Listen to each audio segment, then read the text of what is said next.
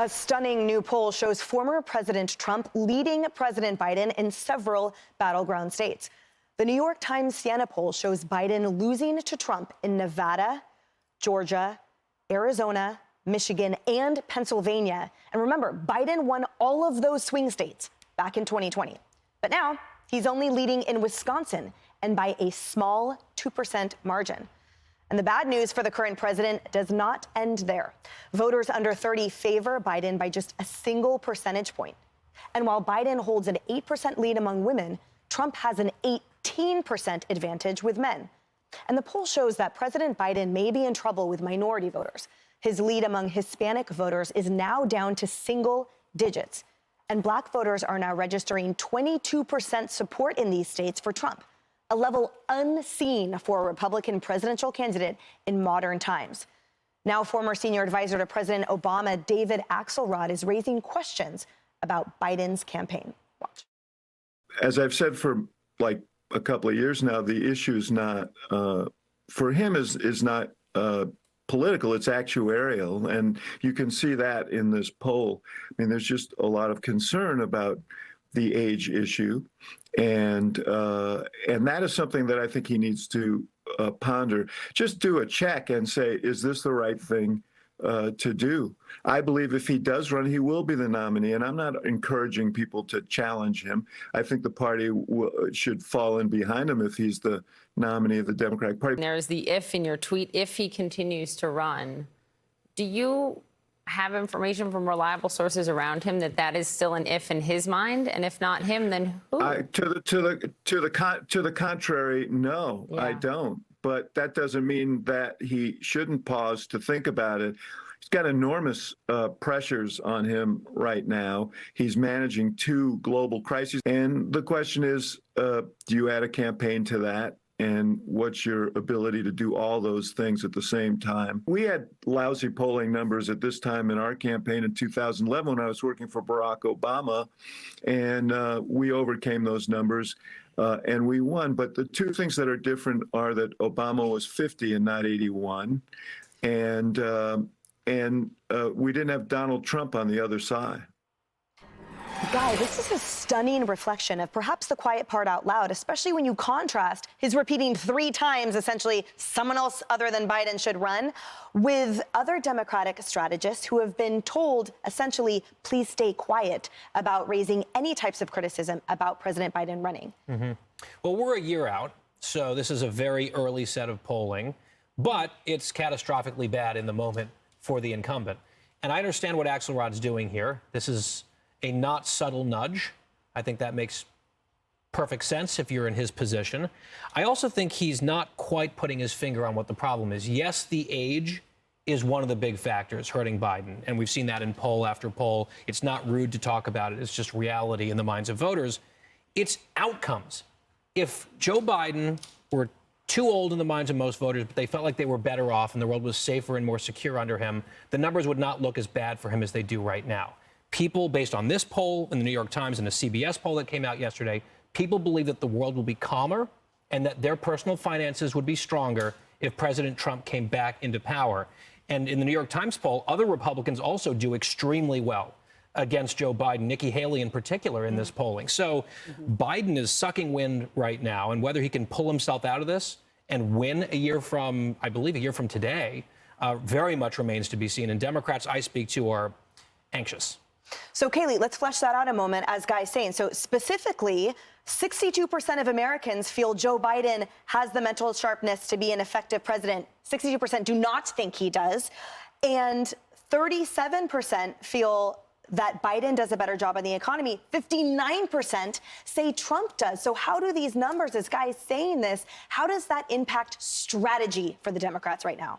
They don't have one, because you move Joe Biden aside, who is next in line? Heir apparent is Kamala Harris, and they poll her against Donald Trump in this, and she does just as bad as Joe Biden. She loses to Donald Trump. So how do you move aside Kamala Harris and get to what, Gavin Newsom, if that's your hope? It's so bad for Joe Biden that when you dig into the question in the crosstabs, is there any chance of you supporting this candidate? Well, in two of the swing states, a majority a majority say there is not any chance I support Biden. I bring that up because there are very few movable voters. This becomes a battle of enthusiasm. And I can tell you, because I have been to dozens and dozens, if not 100 Trump rallies, those guys are showing up. But the guys for Joe Biden, the men and women for Joe Biden, it rains outside. It's a tough day. Your kid's, acting up. You may not show up. In a battle of enthusiasm, Trump wins. And finally, just want to underscore Trump, and we are still a year out. That's a great point. But his numbers among black voters, unseen in presidential politics for a Republican in modern times. That is a quote from the New York Times. That's before we even get to how well he's doing with Latino voters. Well, and those have been going down for quite some time now. And that really is tied to the economy, because under Trump, right before the pandemic, I should add, we saw the lowest unemployment rates among black men the country had ever seen, well, in 5 decades, in 50 years. But we don't see anything like that now. In fact, we see the opposite. We see a lot of men just in general, no matter what their race, culture, ethnicity, sitting home and would rather be on the dole at this point, or working, silently off the books, if you will. Some will do that. Childcare, so on and so forth, so the wife or the mom can work in the household, because that's so expensive. But I do want to say, I had on Mark Penn last hour, and his PR company, his polling company, has handled, big names in politics, Bill Clinton, and then outside of elected office, Bill Gates. And he could not name a person who would take over for Biden, rather. And he said, well, one of the many governors. And I'm like, well, is there one? And what about Kamala Harris? Yeah, no, I don't think she'd make it out of a primary. I mean, they're really stuck right now. And the only thing they can argue is, well, he's not Trump. I don't know if that works with Democrat voters, particularly younger ones, particularly black ones, this time around.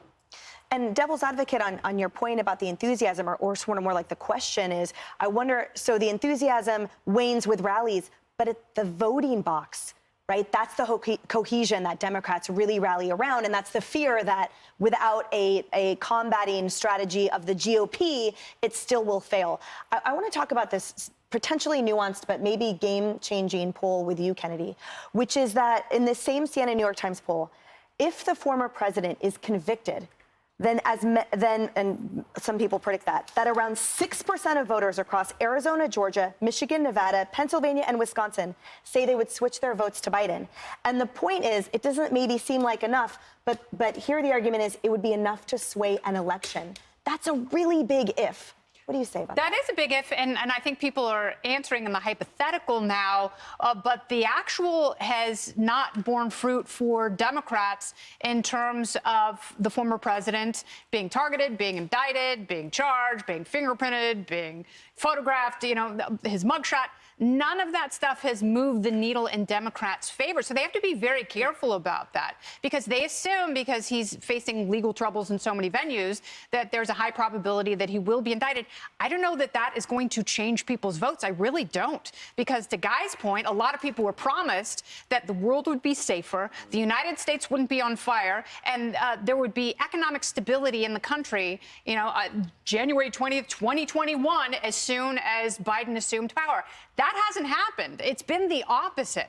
So even if he is convicted somewhere, especially in federal court, there are a lot of people going, well, we might as well keep politics weird. We might as well have the devil that we know, and maybe he'll pardon himself, and maybe I'll get the value in my 401k back. Maybe I'll be able to, maybe interest rates will magically come down and I'll be able to take out a business loan once again. I think a lot of people are willing to take that gamble, because where Biden's at, it's not going to get better. It is only going to get worse. And everyone knows that, every group, every party, and that is the massive elephant in the room that is working against him. And the one thing that is not a hypo, because you're absolutely right.